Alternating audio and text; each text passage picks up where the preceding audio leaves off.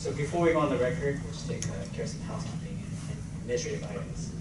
So first of all, welcome to the Office of Tax Appeals. Thank you. My name is Daniel Cho. I'm the lead administrative law judge for this hearing. With me, I have judges Kenny Gast and Wendy. Morning. Morning. All right. So this is an informal hearing. However, we do have a hearing reporter taking out everything we say. So with that, there's a couple of things I want everyone to try to keep in the back of their minds. First, please don't talk over each other. It's really difficult to hear, but almost impossible to write. Second, please speak clearly, loudly, and slowly. We do have microphones, so it helps with the volume, but just try to remember to speak clearly and slowly. And also, please also try to make verbal responses to questions. I know sometimes it's really easy, you know the answer to a question, so you just kind of nod your head, but we do need the hearing reporter to take down every word that's being stated, so we greatly appreciate if you can just make a verbal response. All right. So the OTA is an independent agency, so we don't have any ex parte communications with either party without all parties being present. That being said, we've read all the briefs, we've read all of the exhibits in this case, but the only briefs and exhibits we have is what's in the record at the moment. And we're going to get to that right now. So at our pre-hearing conference, I requested that all the parties provide their exhibits by a certain date. I wish I could pull it up right now, but I'm having some computer problems. But we have exhibits 1 through 16 from appellant, and we have exhibits A through C from the California Department of Tax and Pay Administration. I'm just going to refer to it as the department for short, otherwise CDTFA is kind of long and hard to come off the top.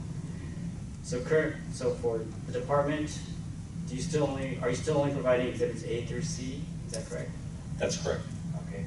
And appellant, do you have any objections to that? I don't know if I've seen those exhibits. They were provided to us on the date, and I believe I did not yet. you did not receive a copy of the Their exhibits, no. exhibits. Did CDTFA, did you guys receive a copy of exhibits 1 through 16? We did. Okay. Just 1 second. I can tell you exactly when the exhibits were sent over to you and to appellant's representative. Sure, if you don't Just mind. give me 1 moment.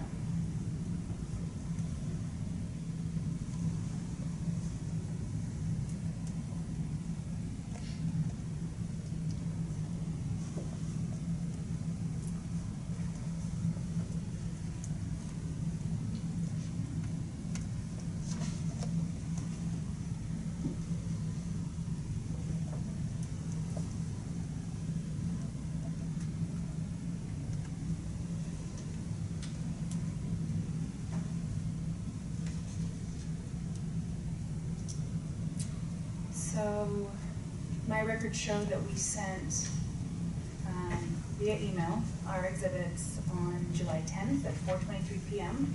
They were sent to Ms. Lopez and evidence at ota.ca.gov and to Mr. Guzman, and some other people in our agency were copied. Okay, thank you. So Mr. Goodman, did you? I received an email saying something to the effect that whatever they had was already on record.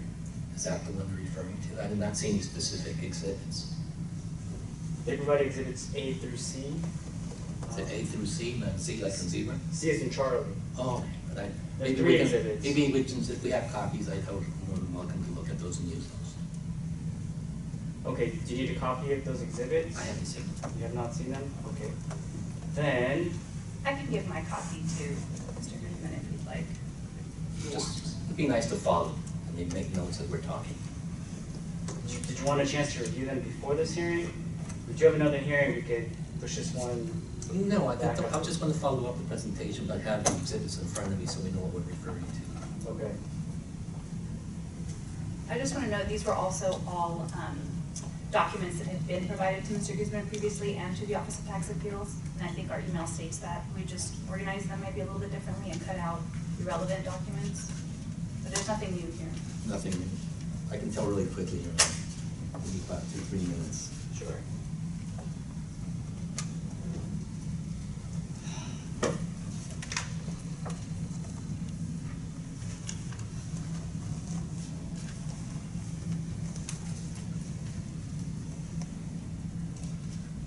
mostly the audit. Yeah, the audit is Exhibit A. It's pretty much what I have on file anyway. Yeah. So I don't think, there's only one document that I don't have, and that's the only one I would need a copy of, or perhaps, if they're gonna refer to that, I'd like to have, so I know. I didn't realize that this schedule was available to the taxpayer at any given time. July 10th, or after several years, we just got that a couple of weeks ago. I think this is an important document for me to have reviewed. But anyway, if I can have a copy of this, I can more than gladly just follow up. We'll just follow through with it. Okay, if you would like to see that. Yeah, that right there. Is that okay? This right here too. You're That's welcome part to of keep that entire packet. You're welcome to keep that. it. Okay. Oh, okay. Okay, fine. Makes it easier then, okay, Got super. it. Yes, Even better. even better. Yes, I'm just All right. wondering, I just want to refer to that schedule when we get into the presentation without, have it, everything else is pretty much the same. Great. So after you've seen the department's exhibits, do you have any objections to admitting them into the record? This audit plan introduction that I have here, it's something that I would have loved to have had time to have looked at and consult with the taxpayer. I think it's an important document. It's called Audit Plan Introduction, and it's dated back in, let me see, purpose, status, contents, waiver, limitation, document request, presentation of audit, summary. That's fine. I haven't reviewed it. Do you have any objections? No. Okay. Mhm. Then we'll admit those documents into Yes. the record Yes. when we go on the record. Mr. Guzman, you provided exhibits 1 through 16, That's correct, Your Honor. and we'll talk about those right now. Department, Sure. do you have any objections to admit those into the record? No, we don't. Okay, we'll admit those into the record as well, when we go on the record. It's my understanding that you brought some additional documents with you today, Mr. Guzman? The documents are really just articles, the 10K from McDonald's, something that's available to the general public anyway. I'm just be referring to that in my presentation. If there's a need, obviously, for copies, I have the copies. If I need to go and Google them, I can always Google them too. Because when I'm using the 10K for McDonald's because I feel that's a family restaurant, and we're auditing here, or was audited, is a family restaurant. Okay. Then we're not going to be admitting those documents Sure. into your record just because I did give you a deadline and that deadline has passed. Sure. All right, so let's restate the issue. Just want to make sure that we're here for the right appeal. And the issue is whether if there's any adjustments are warranted to determine measure of tax. Mr. Guzman, is that still your understanding? Yes, it is, Your Honor. Okay. Department, is that your understanding as well? Correct. All right. So before we go on the record, does anybody have any questions about this process? Mr. Guzman? Not about the process, but the issue is just the taxable measure supposedly understated, not penalty. I understand the penalty was abated. Department, your response? That's correct. Okay. Any other questions, Mr. Guzman? No, Your Honor. Okay. Department, do you have any questions? We do not. All right, sounds good. With that, let's go on the record. This is the appeal of Gregorios Shakolas, OTA case number 18083527. Today is July 24th, 2019, and the time is approximately 10:09 a.m. We're holding this hearing in Los Angeles, California. My name is Daniel Cho. I will be the lead administrative law judge for this appeal. With me are administrative law judges Win Dang and Kenny Yost. Can the parties please introduce and identify yourself for the record, beginning with the appellant? My name is Juan Guzman, CPA. Thank you, Mr. Guzman. Department? Scott Lambert, to my left is Lisa Renati, and to Lisa Renati's left is Pam Bergen, representing the department. Thank you very much. The issue in this appeal is whether any adjustments are warranted to the determined measure of tax. With respect to the evidentiary record, the department has provided exhibits A through C, and the appellant did not object to these exhibits. Therefore, these exhibits are entered into the record. Appellant has submitted exhibits 1 through 16. The department has not objected. Therefore, these exhibits are also admitted into the record. As a reminder to both parties, just because we've admitted all these exhibits into the record, that doesn't mean that each exhibit will be given the same amount of weight. We'll examine each exhibit and give each exhibit its independent value at the time. All right, so as we had agreed, Mr. Guzman, you will have 20 minutes to do your presentation arguments, and whenever you're ready, please begin. I am ready. We're going to start off, my understanding the entire audit is based on an estimate based on credit card ratio. And the thing is that there's 3 pillars that are sustaining or maintaining this audit. This is the sales tax audit, at least the copies that I have, 15 pages worth of audit work. I'm going to take care of this. Doesn't mean anything. Doesn't mean anything. I'm talking to the substantial amount of pages that were used to calculate this liability and do the audit. We're talking about 10 pages. These 10 pages represent the taxpayer being assessed tax on these 10 pages. I'm sorry, Mr. I And don't mean these to are, interrupt you. this is exhibit, let me see, this is the audit report itself. I think everybody should have a copy of this. Hang on. Mr. Goodman, if you don't mind, can you talk into the microphone? Okay, I'm so sorry. everyone can hear. I think they have a hard time hearing. Okay, so if we refer to the audit, you have schedule 12, page 6. Oh, the audit pages are page 6 through 15. Those are the ones that really is sustaining the liability. We got these pages to say, based on this body of work, we feel that the taxpayer has underreported his sales. And if we look at the report itself, we look at Schedule 12A, page 7 of 15, where they have an error rate. Let's see, in 2014, it's 30.34%, in 2013, 48%, and in 2012, it's 57.03. The audit was actually, the test was in 2015. So if anything at all, if you're going to use a percentage of error, use a 30.34% across the board, if any taxes owed at all. Because the test was done in 2015. We're projecting back to 2012. People are getting out of recession. It was very competitive out there. There's a lot of issues that what you saw in 2015, not similar to what you saw in 2012. So then we go on with the other report. This whole audit is based on page 10 of 15. What does this consist of? This is this page. Your Honor, it took the auditors this page at least 30-some hours to produce. And if you look at the page, specifically the date that 2 auditors were doing this test, it's blank. So this is holding up the liability. So that just gives you a little snapshot picture of what I'm talking about as far as the audit is concerned. I'm going to go through and just explain to you, this is a mom and pop burger stand. It cannot compete with McDonald's, it cannot compete with Denny's, but yet their financials, once we look at their data, are very similar. So what I'm saying, the net income, that was totally disregarded. Why would financial statements show net income? If I was the buyer of a business, wouldn't I want to know about net income? Certainly, I don't really care about the markup. I care about the net income. I'm going to go through each of the exhibits and have some points. Just to give you an idea, looking at the 10K from McDonald's, rate of return, it was 28%. Denny's restaurants, I just looked it up, Google just a few minutes ago. Rate of return 13.4 in 17, 9.3 in 16, 13.5. I'll show you what the taxpayer is actually showing as the rate of return.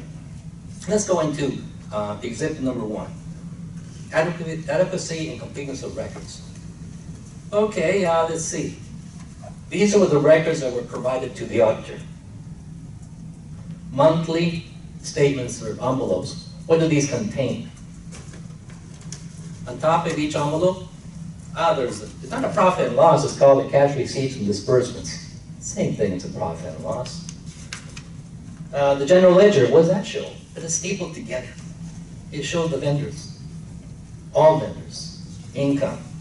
They were attached on to these envelopes. So if we have these pillars are sustaining this liability, and I say lack of records, low markup, and the department's reasonable test. Those are the 3 pillars of sustaining this audit liability. So let's go on to Exhibit 1. These reports are not done by taxpayers, they are done by a professional accounting firm, enrolled agent. And then we saw, what we see on my exhibit, which is number 1, special procedures. Prudent tax auditing requires that the auditor observe and evaluate factors outside Can the you slow accounting down? records. Slow down a little bit. I just get going. In the audit work papers, there's 1, 2, 3, 4, 5, 6, 7, 8, 9, 10 procedures. At least the audit work papers that I see does not enumerate a single one of them. Does that make this tax auditing imprudent? That's from page or section of law. This is the audit manual, 080115.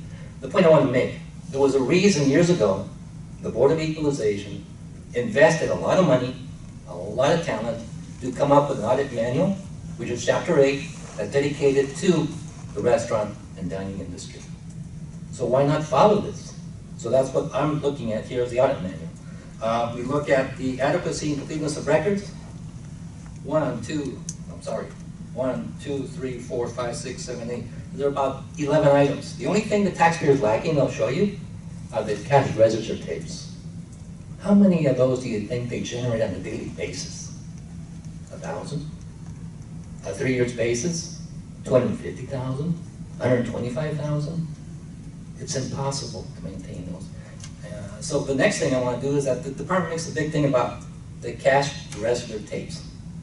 The manual doesn't make it a big thing. It says the cash register tapes may be used to support price changes, and they may be important.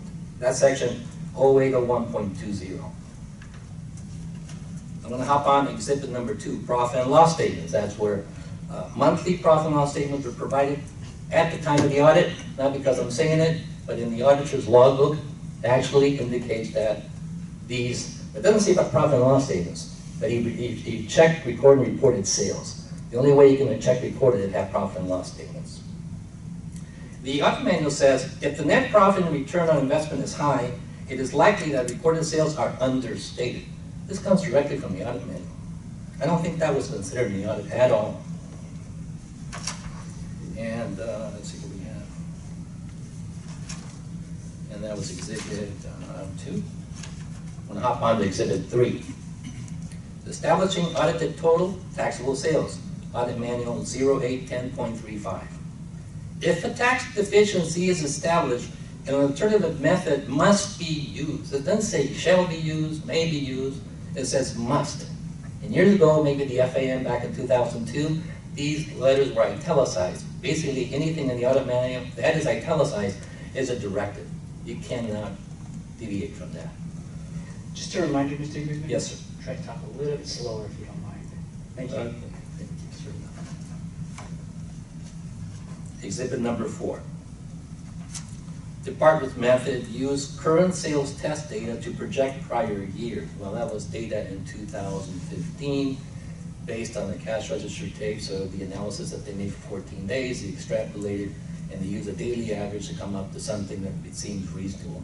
I really think that the audit manual indicates that a second method, alternative methods, should be used. And I don't think back in 2002, because that's the page that it was done as far as the FAM is concerned. But I think the intention was that if you came up with additional sales based on markup, and you do a credit card analysis, and they're pretty close, I'm pretty solid. I'm pretty solid as an auditor. I feel really comfortable. In this case, we just have a credit card test, just hanging up there. That was done outside the audit period. In fact, section 080315, under reasonableness, it says the preferred method, even though it talks about markup, the preferred method for the reasonableness evaluation is analysis of the taxpayer's net income, right there, right on the audit manual. And it makes an analysis how to use the purported or the additional taxable sales. At the end of the day, this makes sense. Exhibit 5. This is the CDTFA appeals decision. There's some contradictions here. If we look at the California Department of Tax and Fee Administration appeals decision, specifically on page 2, there's 2 items, lines 14 through 17, and keep on saying that there were no invoices. And what's critical here is the one I have under B, lines 22 to 25, and it says that the department expected 250 to 300% markup. The only place I've seen those has been in steakhouses, restaurants selling beer and wine, beer bars. This is a mom and pop restaurant that sells hamburgers, a lot of them. And again, on page 6, lines 4 through 7, again, because we didn't have the purchase invoices, we couldn't do a shelf test. It was just impossible. Exhibit 6, memorandum dated March 7, 2018, and this basically comes from the department. And on page, let me see, page 2, again, it emphasized we couldn't do a shelf test because there were no purchase invoices.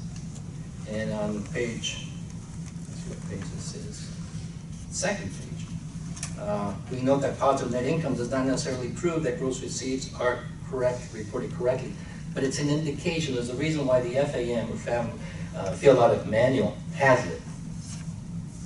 Then we go into Exhibit 7. This is the auditor's assignment record. I always ask to see what is it that the auditor did during all this time. And there's a section on here, Audit Manual A0305, and I'll refer to that in a quick second. It says something like this.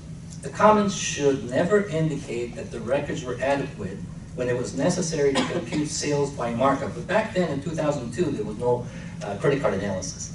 But the same concept. If such a comment is inconsistent with the use of a markup method. In this case, it's inconsistent with the use of a credit card method because it's still an estimate. So we're going to look at the tax returns and reporting method, which is the exhibit. And if we look under books and records, what does it say? Account books and records adequate. Well, if they're adequate, shouldn't it be acceptable? Right there, it's the auditor. He's just right there. The reconcile, record, and reported sales. These are coming directly from the auditor. Consumable supplies. That's where you look at the purchase invoices. That's where the purchase invoices are inside this packet. Right? All purchase invoices, all bills of any kind are inside this packet. Did he see these? Well, he says here, examine separately from other purchases. Well, that's kind of odd to believe because if you open this up and you see the invoices for utilities or other things, you must have the purchase invoices. So this comes directly from the auditor. Then when we can flip through to report of audit findings, this was dated July 10, 2018, a couple of years or so after the audit was performed. I don't know how this was prepared during that date, but here again, books and records, adequate. The auditor's saying he's the umpire out in the field. He's calling strikes and balls. He's calling this a certain way, and he's the umpire.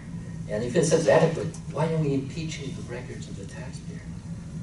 And the invoices, they're not available, but yet he saw invoices attested as supplies. Where did those come from? And then we're going to go to auditor's time log, exhibit number 8, and we go to the date of 4/29/15. Set up an appointment. He asked for the bank statements, merchant statements, purchase invoices, federal income tax returns. And what did he get? He got federal income tax returns, purchase invoices, bank statements. So if he got the purchase invoices, how come we didn't do a shelf test? And why do we keep on saying that there are no purchases? The auditor saw them. I have to assume he saw them right there. And then you do the credit card test. It took 2 people to do a credit card test that consisted of 1 sheet of paper, but no support of any other kind. And then that was back in August 1815, and the audit was actually completed or presented to the taxpayer. The exit discussion was about 8 months after that. What's the point? I want to make 2 points. One point is that if you have 2 auditors working at the establishment, if you have the sign right in front of you, showing the selling prices, you have the menu right in front of you, why don't you ask the taxpayer for those purchase invoices that coincide with those sales? You can very easily do a shelf test, a short test, and support your findings. Never was done. It could have been done. Unfortunately, it was not. So it took 8 months to wrap up the audit, present it to the taxpayer. There was no communication. Taxpayer Bill of Rights indicates that the taxpayers at all times should have communication during the audit. There was no communication, just a bombshell. At least that's what I can see from the assignment record of the auditor himself. No indication. Here we go. You owe so much. I'm going to go on to exhibit number 9. Financial statements 12, 13, and 14. I made copies of those and provided those as exhibits.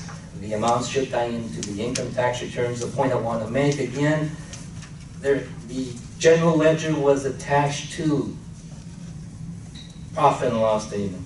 In 2 years, we have actually the purchase journal attached to very easy to have been reviewed, very easy to check purchases. But it was not done. The taxpayer paid good money for the accountant to be doing his payroll, doing his sales tax, doing his accounting, doing his income taxes. So the taxpayer did not prepare the sales tax, the taxpayer did not prepare the income tax, the taxpayer did not prepare the P&L statements. What I have here in Exhibit 10 is basically what I showed you a moment ago about the package. These are the records that were presented to the auditor. As you can see on Exhibit 1, page 1, there's a stack of folders such as these and the cash receipts and cash disbursements report on top. We'll go to Exhibit 11, and this is the key too. Here we are, the federal income tax return. This is the first step. You go in there the very first day of your audit, and you requested this. What are you going to do with that federal income tax return? I'll tell you one thing. Back in 1992, IRS had something called the economic reality, which really consists of the program of the IRS and the Board of Equalization to analyze federal income tax returns to give you an insight as to what to look at before you start projecting. If the board at that time did not see that as being warranted, why invest money in something like that? So what happens on federal income tax return, it gives you a wealth of information. I have a copy of 2014 as part of that. It gives you a wealth of information. From there, obviously the net income, the markup. In markup, the problem with markup is there could be extraneous items that should not be in cost of goods sold. We don't know. There never was a segregation test. And also gives you the rate of return. On Exhibit 12, I have a schedule, and that schedule shows rate of return. I have a rate of return based on the taxpayer's records. I have a rate of return based on adding the additional sales that the department proposes to assess. If we look at the Harry's Place based on reported sales, the overall rate of return is 28%. Like I said, McDonald's is 28%, Denny's is like 13%. It's within range, and this is not a McDonald's, this is not a Denny's. They don't have the controls. They cannot buy at volume, just a mom and pop restaurant. Then if we add those sales, additional sales, you can see the rate of return exorbitant. The other thing you can do with the federal income tax returns, you could do a cost of living. Just look at Schedule A, what is expenses? That no Schedule A. House is paid for. No, it's not. He owes like $200,000, $2,000 a month, that's what he pays. This net profit covers that. You have about 2 minutes left, and just a reminder to. I have 2 minutes. A little bit slower. Okay. I realize it's less time. Okay, I just want you to refer to you, Exhibit 14, look at the prices. You can see they're very low. And then Exhibit 16 is important because I use a markup that the department proposes that or indicates that sustains or supports this audit. And if we use their figures, look at ribeye, steak, and shrimp. $3.64 would be the cost, $317 would be the cost if the markup was 300%. There's no way, no how you can buy a steak for $3. And the point I want to make is that all the indicators are there that maybe 100% was not reported, but I think it was pretty accurate what was reported. Net income is something that should be taken into consideration. The procedures that they take for auditing should be done in such a way that it's favorable not only to the state, because you save money by not spending too much time in the audit, the same thing with the taxpayer. If the taxpayer owes the money, obviously, I would not be here today if I saw a profit of $25,000, $50,000, $70,000. On the reports of the articles that I have here, the profit expected on McDonald's restaurants, 150. Look at those tax returns and see what the profit this gentleman is showing. And they're not no McDonald's. Thank you. Thank you very much, Mr. Guzman. Panel members, do you guys have any questions? Judge Day? Thank you, I have no questions. Judge Gass? No questions. All right, I don't have any questions here at this time. With that, then we will go to the department for about 20 minutes as well for your presentation and arguments. Thank you. This particular audit covered a 3-year period. It was essentially the years 2012, 2013, and 2014. The taxpayer reported on a quarterly basis. As the appellant mentioned, this is a fast food restaurant. The department normally finds that there is a lower credit card percentage at fast food restaurants than there are at the fine dining establishments. So generally, the more expensive the restaurant, generally the higher the credit card percentage. But initially, the taxpayer provided income tax returns for 2 years, 2012 and 2013. They provided bank statements, 1099-K merchant information, which is essentially the credit card receipts that they received. There was no detailed summary information. There were no Z tapes, there were no cash register tapes. There was no accounting for the sales other than the summary records that were provided. The markup, the reflective markup from the income tax return for 2012 was 115%. The markup for 2013 was 160%. And that's shown on our exhibit page 46 of the markups. So what that shows is a unusual markup between the two. What you'll find in this type of industry is the markups stay fairly constant, and they're generally higher than this. So that in and of itself was a red flag for us, the fact that we did not have the detail information. There was an issue with the markup of record. And then if you look at page 45 of our exhibits, what that is the bank deposits. And what you'll find is very little cash going into the bank. Basically 98% of the deposits are credit card and 2% is cash. And we are unable to account for the cash, or I should say the appellant is unable to account for that particular cash. Also, the reported credit card percentage. If you look at page 42, what it will show is that there was, and it's in column G, there was a 66% credit card percentage is what we consider to be very high for this type of industry. So based on that, the department decided to conduct observation tests. And actually, and this is quite common, we asked the appellant to maintain 2 weeks worth of sales information. Now during that 2-week period, our auditors were also out on 2 of the days to kind of supervise or review what exactly was going on, just to make sure all the sales were being run up. And the auditors were satisfied that the information from that 2-week period was representative of the taxpayer's business. What was found during that 2-week period was a credit card percentage of 45.88%, which is substantially below what the reported credit card percentage was. I should also point out the 2-week period that was tested was August 10th, 2015 through August 24th of 2015. So it was outside of the audit period, but it was the first time that the department had the ability to look at the taxpayer's detailed records. In other words, the taxpayer didn't keep their earlier information regarding their detailed sales, so were unable to analyze that information. So essentially, the 4 areas that I brought up earlier and reasons why we would impeach the records is why we went to use the credit card method. So what we would do is take the credit card receipts from the 1099-K, we take out the sales tax that's included in there. We did not note that there were any tips that appeared to be in the credit card receipts.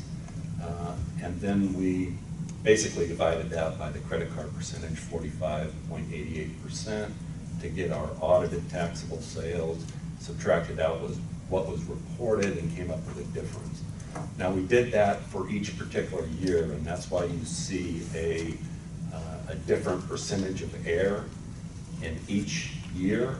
So we calculated it based on the specific information that was provided. In other words, the 1099K information, that's how we came up with what the audited taxable sales were, and hence the percentage of error. So when you take a look at a reasonableness, we'll also take a look at an alternative method.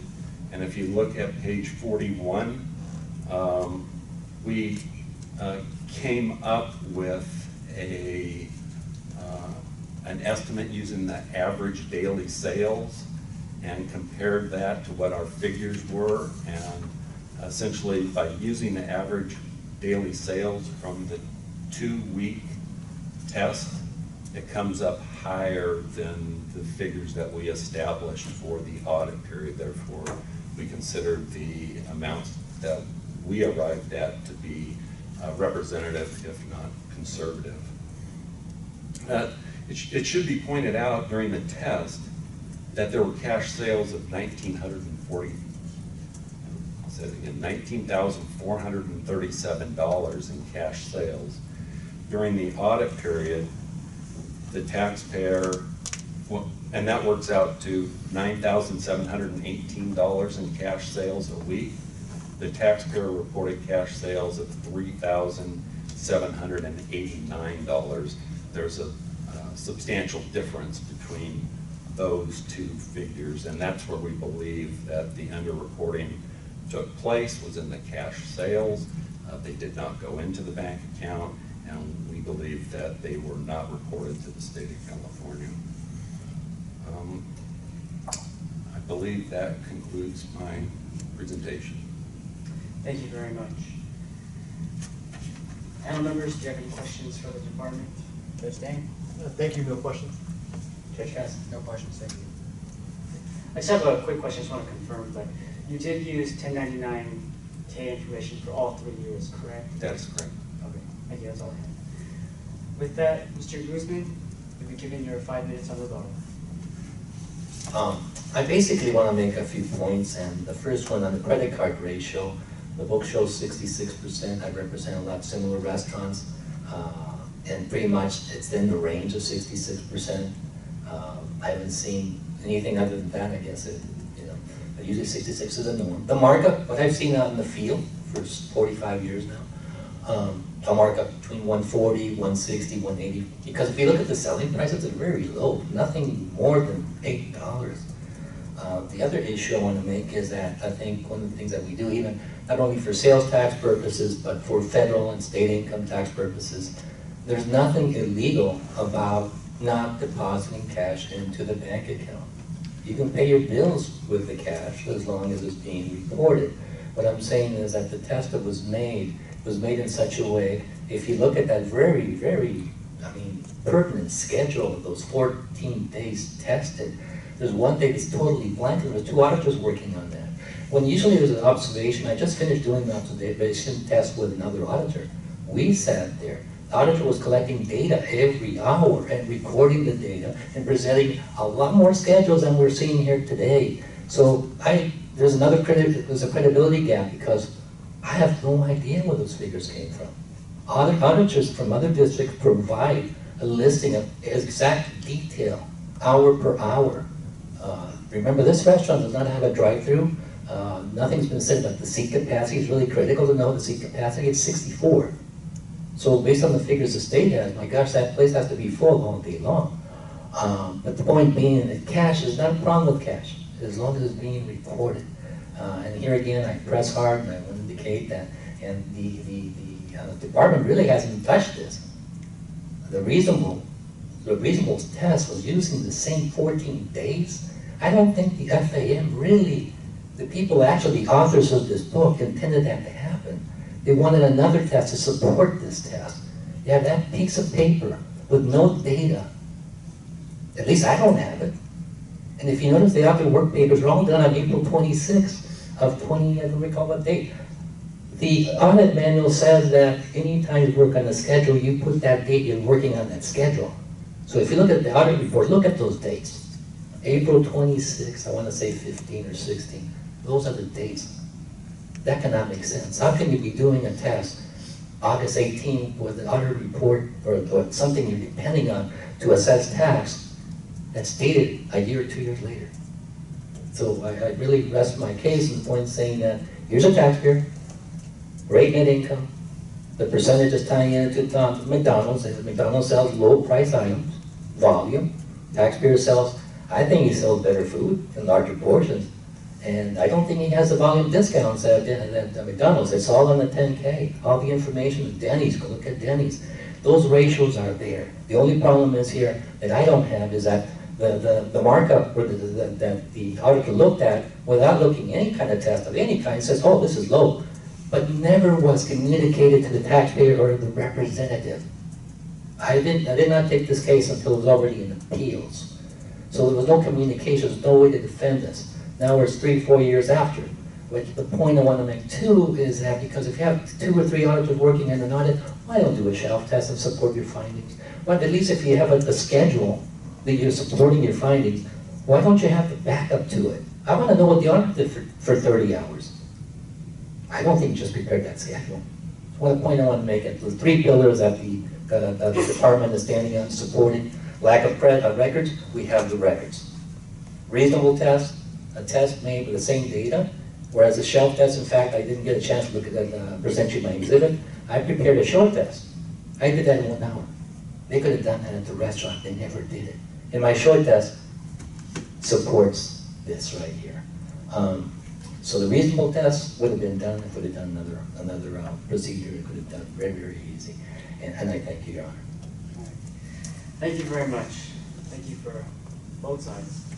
This will conclude the hearing. The panel will meet and will discuss the case. We will issue a written decision within 100 days of today. The case is submitted and the record is now closed. We'll be taking about a 15-minute recess before the next hearing. Thank you very much. Thank you.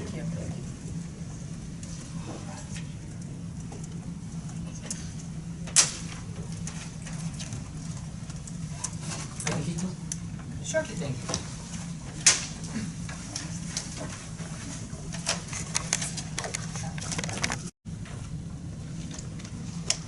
Good morning again. Morning. Morning. Welcome to the Office of Tax Appeals.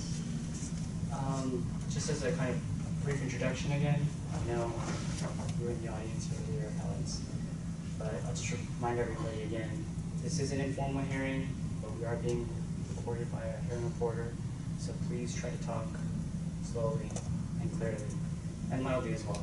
We have the mics to kind of help with that. My name is Daniel Cho. I'll be the lead administrative law judge for this hearing. With me on the panel, I have judges Wing Dang and Jeff and Chicho. Just to confirm, but appellants, would you please just introduce yourself and just let me know if anyone's going to give me testimony today? That's something we didn't, because you didn't appear at the hearing conference. I'm just trying to get a concept as to how this hearing is going to proceed. Okay, so my name is Koike. I'm the representative. Okay. This is my mother, the taxpayer, Ubolsiri, Koike. We just have a few issues regarding the credit card calculation. That's all we're just trying to let our case be heard today. Okay. Is your mother going to be testifying? No. She's not testifying? Because if she is going to testify, we do have to place her under oath or affirmation. That's the only reason. No, she just sits. I'm just here to just. She's just here to, okay, thank you. All right. So as we stated earlier, OTA is an independent agency, so we don't have any ex parte communications with either party without all parties being present. Because of that, the only documents and evidence that we have in the record are what was submitted prior to this hearing. So let's go over that real quickly. The department, you submitted exhibits A through D. Is that correct? That's correct. Okay.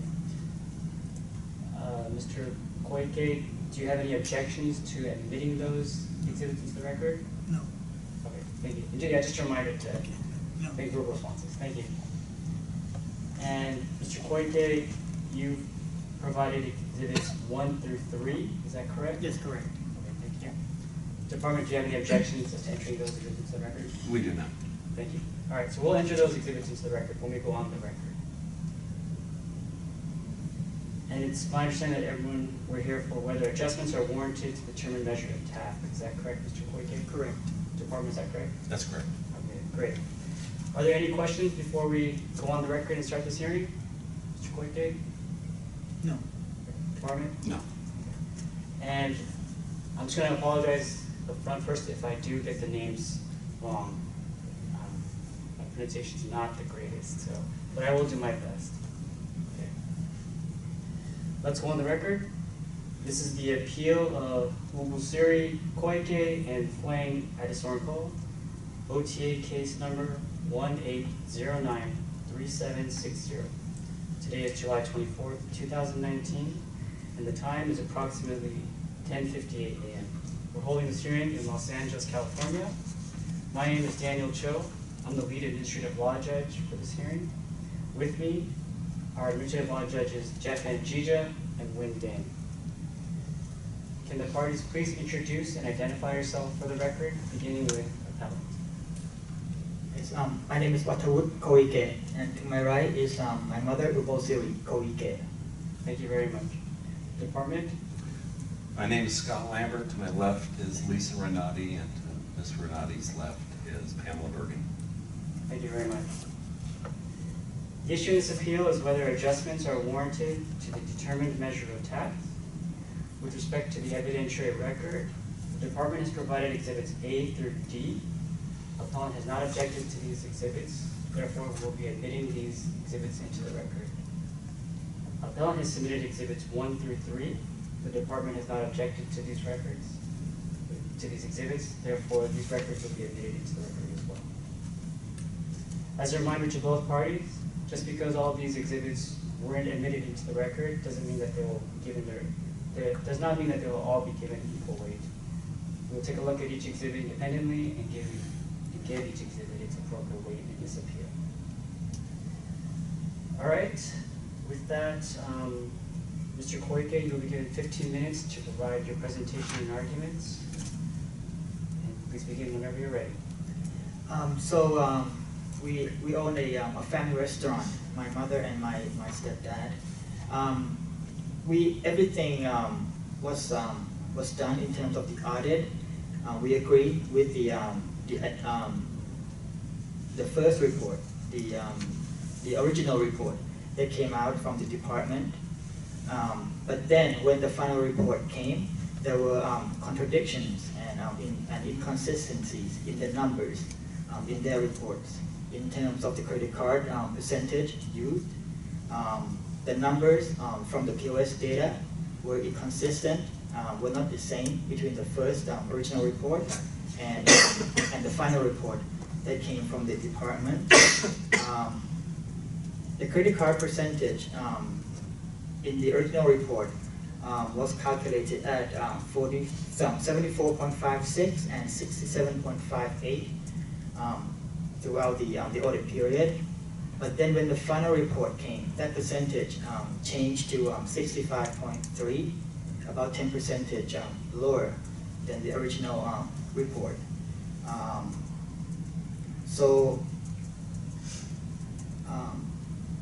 The observation test, from the observation test, they did that the percentage from the observation test was in the range of 75%. Those the only consistent numbers were from the observation test.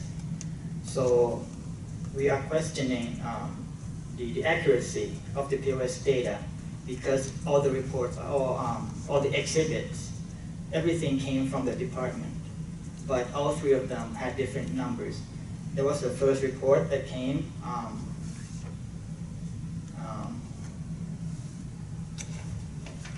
believe in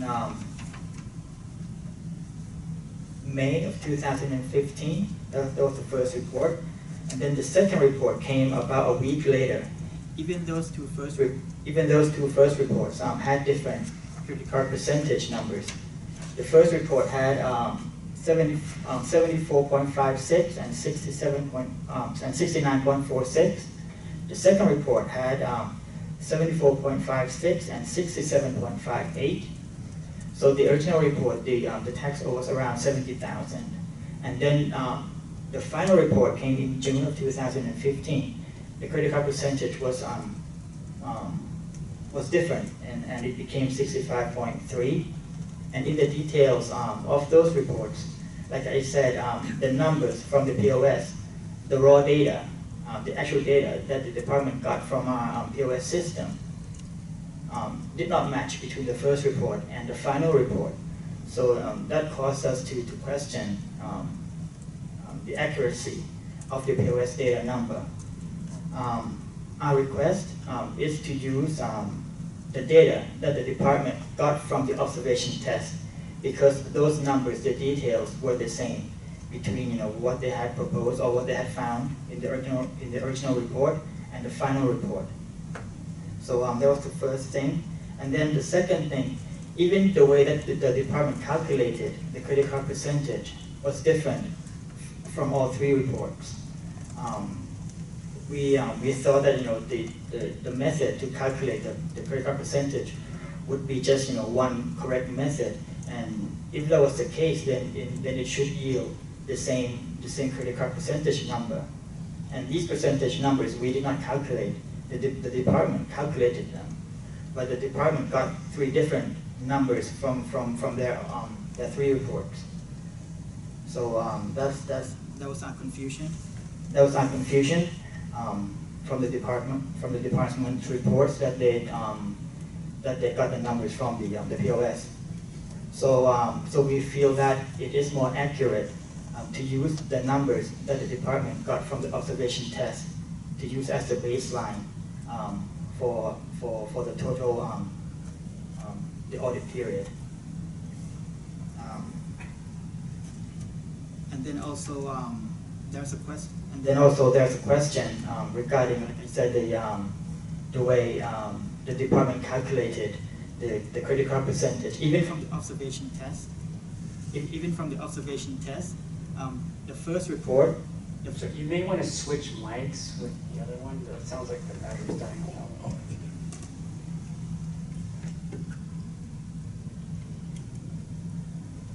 Even from the observation test, the numbers, the raw data were the same between the original and the final report.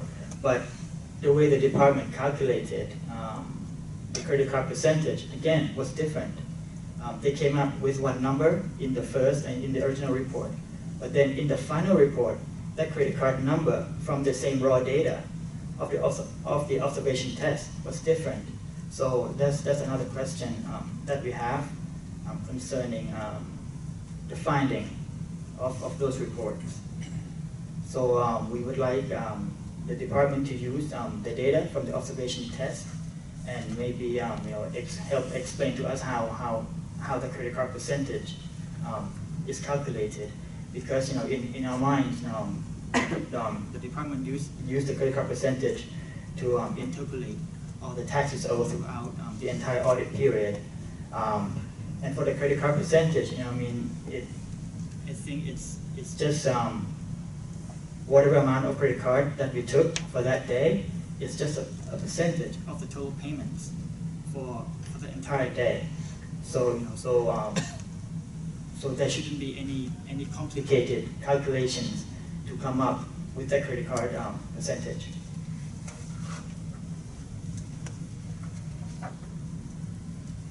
That's it. Thank you very much.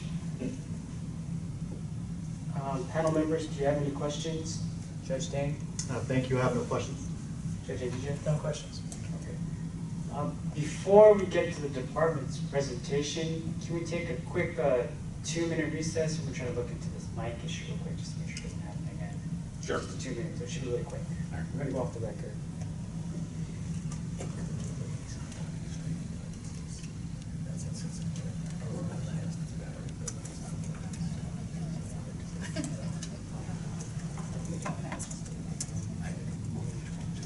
No, because when you turn to introduce, Maybe turn this- your head this slightly, one. just leaving it cuts out. Oh, it does? Yeah, it does.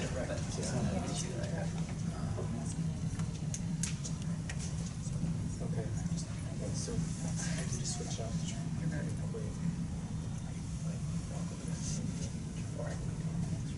We're gonna do a quick battery change, just in case there's a battery issue with the mic, but otherwise you need to speak directly into the cone of the mic, otherwise it will not work. It has a very limited field of pickup.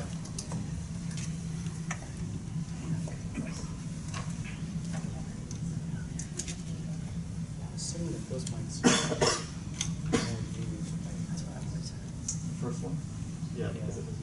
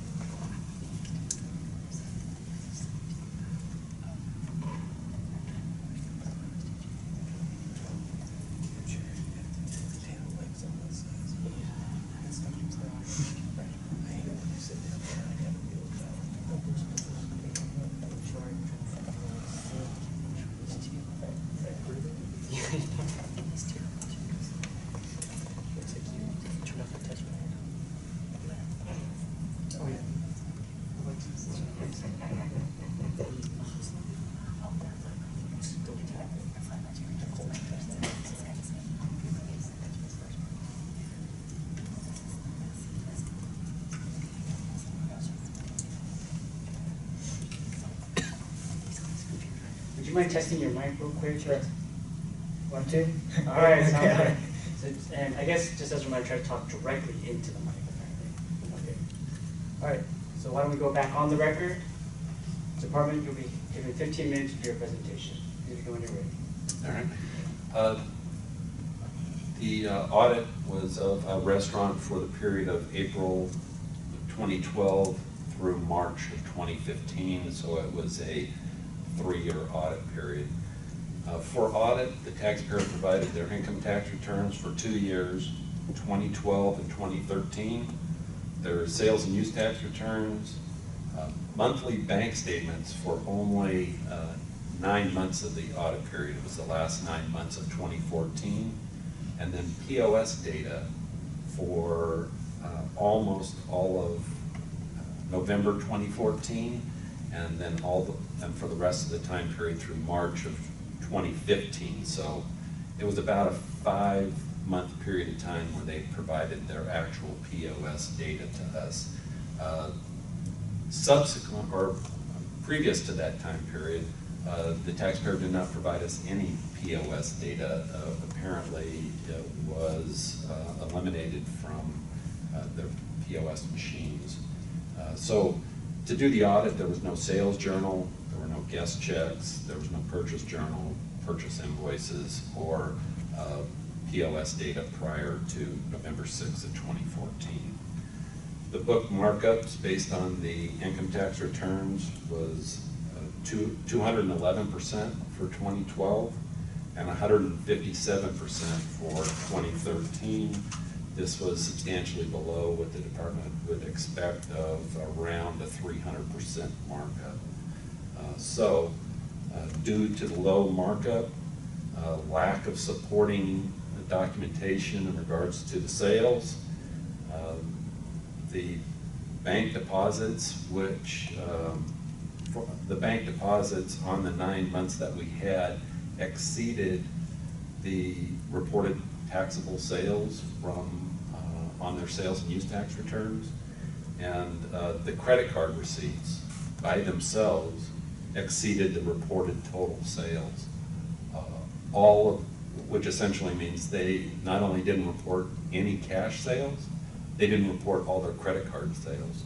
So based on that, or those facts, the department decided to calculate the audited taxable sales based on an indirect method. And that indirect method was using their point of sale data. We did a 1-day observation test that came up over 72% credit card, and that appeared to be consistent with the POS data that they had provided us for that 5-month period of time.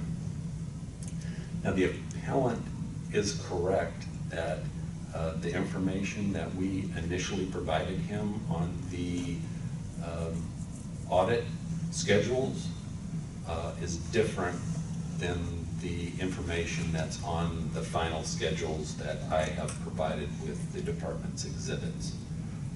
And there's a reason for that. The calculation was originally taking their taxable sales and divided it into, or I should say, took their credit card receipts and divided that into their taxable sales.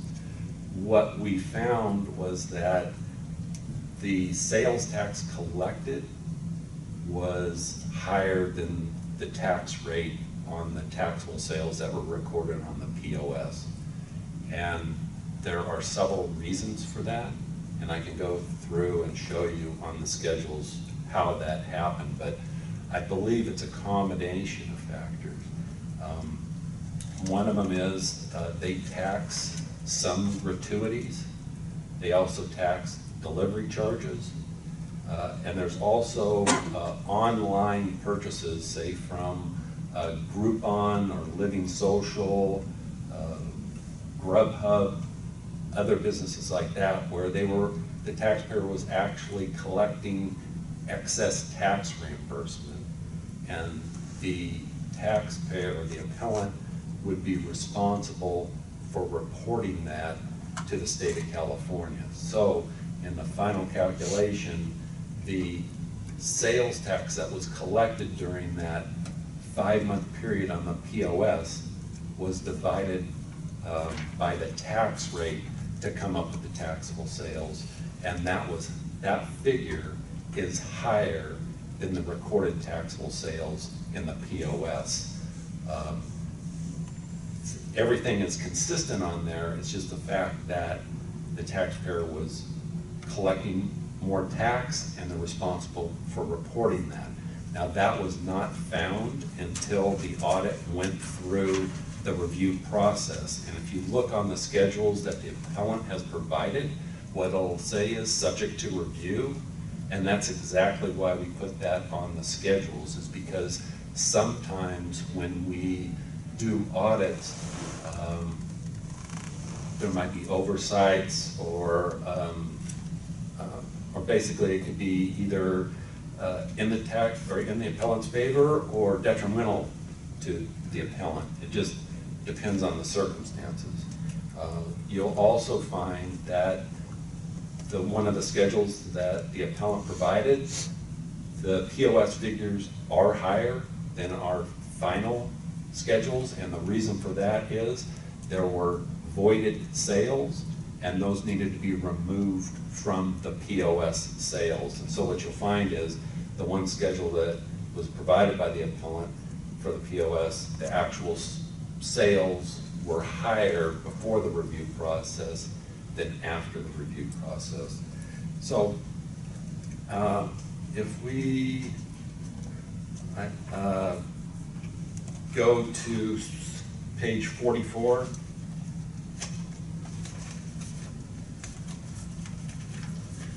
this is where we calculate the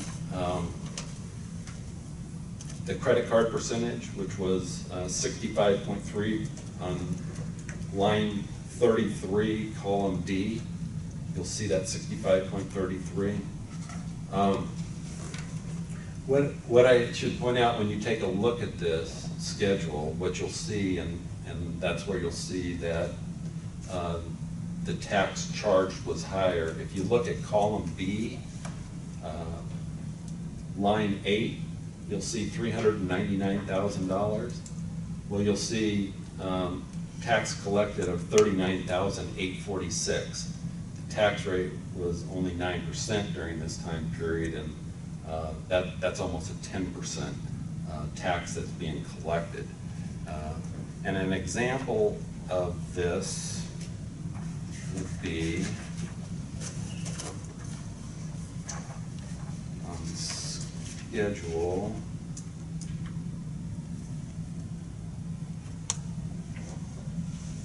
328.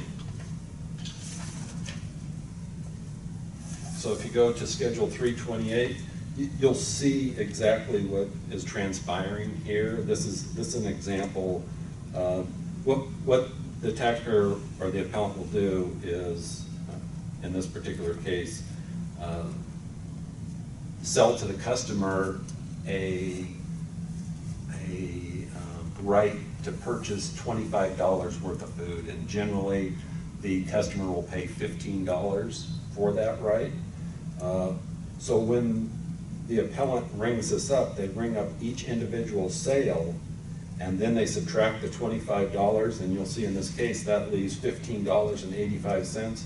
But for California sales tax, you'll see they collected $3.68. That's significantly more than what they collected. And actually, the way the law works in that particular area is they should have charged tax on the amount that they're billing this customer plus the $15 that was charged to the customer instead of tax on the $25. So essentially what this does is it makes the appellant responsible for reporting that tax to us, and that's why you just can't take that $15 and say that you owe tax on that $15, because it doesn't take the whole transaction into account.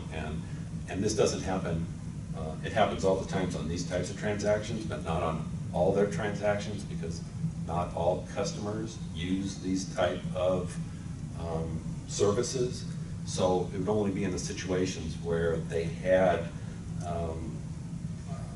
a Groupon or a similar service that they had. And so that essentially explains why what we originally did is what the appellant wants us to do is to use that $15 when we really should have used the $40 in taxable sales to calculate the percentage in which we did.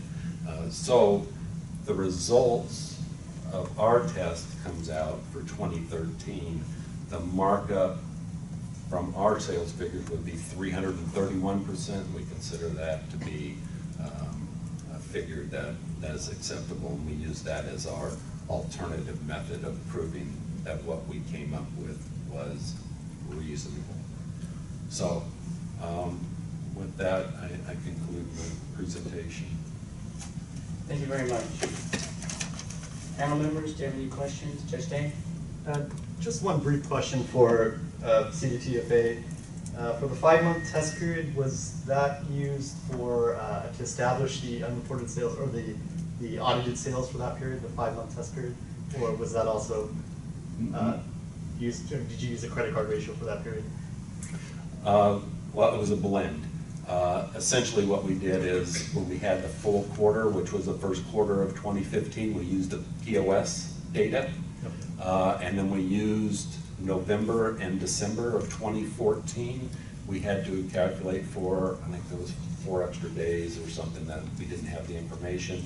And then for October of 2014, we did estimate that using the credit card percentage because we did not have the POS information. So when we had the actual data, we used the actual data to establish the liability. Great, thank you. Also one just minor point, I just want to be clear. In computing the credit card ratio, the population was taxable sales only? Taxable sales in order that to compute the ratio of credit card to cash sales? Yes, what we did. That's why I didn't turn this on earlier.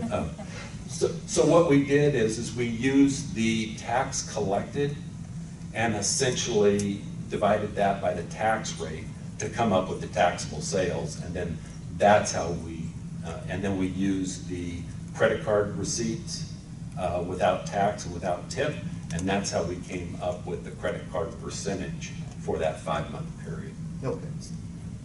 Thank you. No further questions? Judge Angie, do you have any questions? I just want to make sure that my understanding is correct. In the hypo that you gave, the 25 and the 15, the amount of tax collected was on the 40. That is correct. And I guess my question to the taxpayer, I'll ask them if it's accurate in a minute. They rang up 15 as taxable. No. They rang up 40 as taxable.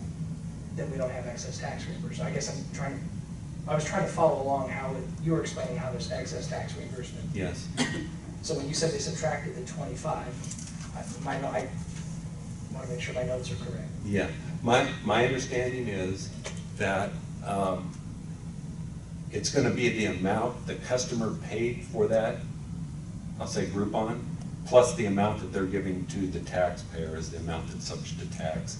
So that should have been $30 and how many cents on that, and essentially the taxpayer was collecting tax on $40 for that. So there is excess tax reimbursement on that extra $10. Okay. But even still, they subtracted the whole 25 from that, and there should have been 15 subject to tax. So the 15 the tax on the $15 of the 25 would not be excess tax reimbursement. Right. It would just be the difference between the 15 and the 25 in that particular case. I'll stop. All right, thank you. I only have one quick question. It's just a factual thing. I think the decision said the business is located in Escondido, but I thought I saw in the file that's actually located in Porter Ranch, Northridge, which is correct. It's in Porter Ranch. Okay, that's all. Unless Department, did you want to explain why the decision says it's in Escondido? I don't. That's fine. All right, that's the only question that I had. So, Judge Deng, did you have a question? Just the one follow-up question, Mr. Koike. Were you able to understand what the department was saying regarding your explanation for why the numbers have changed? Yeah, I know it was a bit difficult to follow. Excuse me, I know it was a bit difficult to follow. You can see some of us had difficulty as well. Yes, I understand, and then that was my point, because the data on the observation test was much clearer and easy to understand for everybody. The data was the same, so it was consistent throughout all of their reports. So we are just questioning why doesn't the department use the data, the raw data, the actual data from the observation test as the baseline to calculate the credit card percentage for the audit period. Because there are many questions regarding the POS data that the department used. Even the first quarter of 2015, when the department had complete data from the POS, the numbers from their two reports were so different. The taxable sales from their final report was 280,000 plus change, but their original report was about 40,000 less than that. The department, I don't think they used the actual POS sales number from that quarter to as the taxable sales. I think they also used the 65.3 percentage, and then extrapolate that to become the taxable sales number. So we have many questions concerning the calculations and the data from the POS. I believe what they're saying is they're using the same data, they're just interpreting it in a different way, which is why you're seeing a different number. Perhaps, I don't want to put words in their mouth, perhaps CDTFA, you could maybe distill a bit of what you've said. Sure. But more layman's terms. Yeah, okay. Essentially, we used a one-day observation test, and I believe that's what the appellant wants us to use. The reason why we didn't use that one day, not that there's anything wrong with that one day, because we do feel that those numbers are accurate.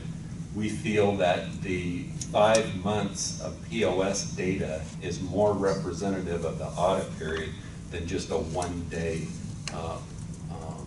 observation test. And that's the reason why we used the 5 months instead of the one-day observation test. So We'll do that frequently just to make sure that we believe that the POS data is accurate. I would point out in this particular case that of the 368 pages that we provided, a large number of these is actually the POS data itself, starting on page, I believe it's 45, going up to, I'm gonna say,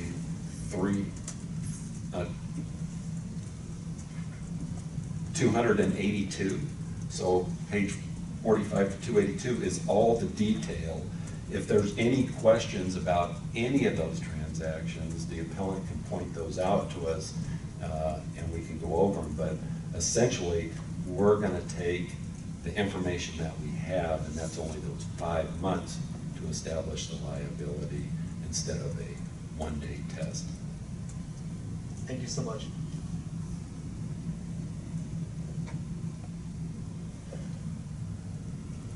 Can I ask a dumb question? Sure, Judge, did you have? So the only dumb question is the one that's not asked. So I feel like I'm asking the same question again, but I want to make sure I get it. Your position, and I know that there's an answer, I just can't recall it. Tax doesn't apply to the cost of the Groupon ticket, if you will, right? Or does it? I'm trying to identify where the excess tax reimbursement is in your $40 transaction. Okay. So I'll just explain it on the $25 example. So say you have a customer that will go and purchase this Groupon, and for $15, and they're entitled to obtain $25 worth of merchandise from the appellant. So they will come in, the customer will come into the business. Generally, they'll purchase at least 25. In this case, it was more than that. It was $40 and a certain amount of cents. So the appellant charged tax on the total sales price. Say that there was no coupon involved. The customer bought $40 worth of food, they got taxed on it. That's essentially what happened here, and then they subtract out the $25, right? And so the department's position is that we only believe 15 of the $25 is subject to tax.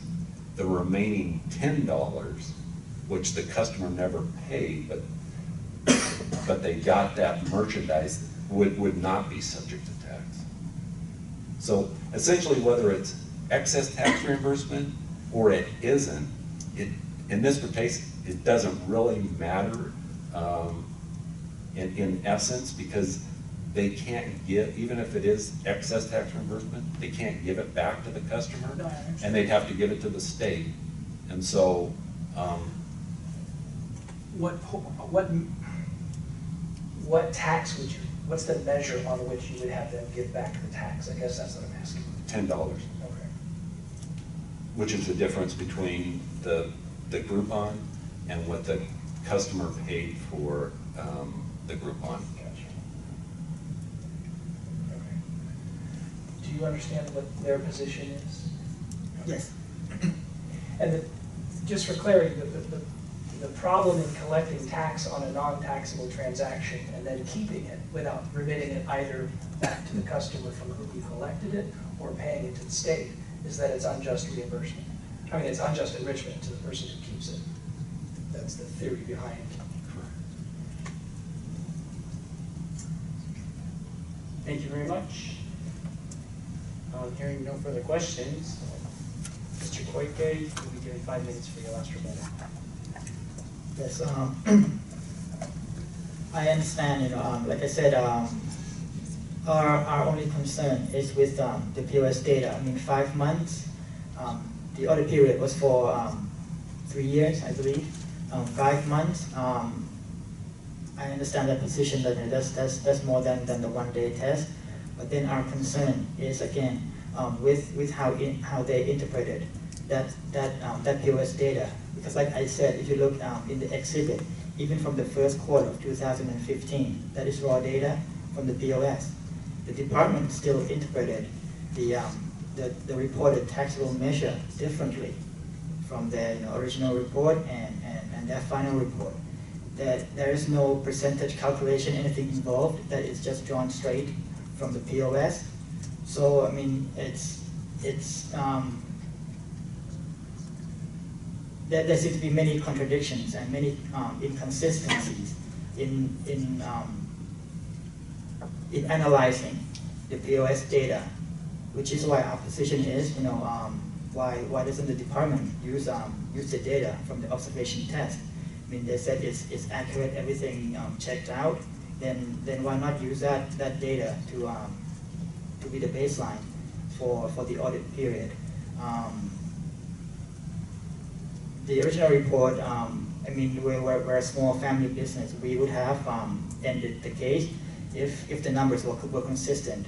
We were agreeable to the first report, but then in a small family business, 10% different in credit card percentage, that amounts to $25,000, $30,000.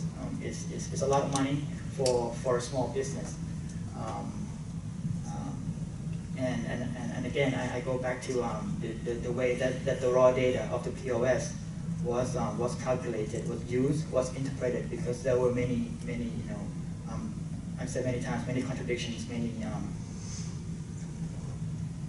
even, like I said, even from the simple from the simple sales data of the first quarter, which they had complete POS data available to the department, they still came up with different taxable numbers. So that's our concern. Thank you. Thank you very much. This concludes the hearing. The panel will meet and discuss the case based off of the arguments and the evidence in the record today. We will issue our written decision within 100 days of today. So this case is submitted and the record is now closed. So thank you very much. This adjourns the hearing for today. Thank you. Thank you.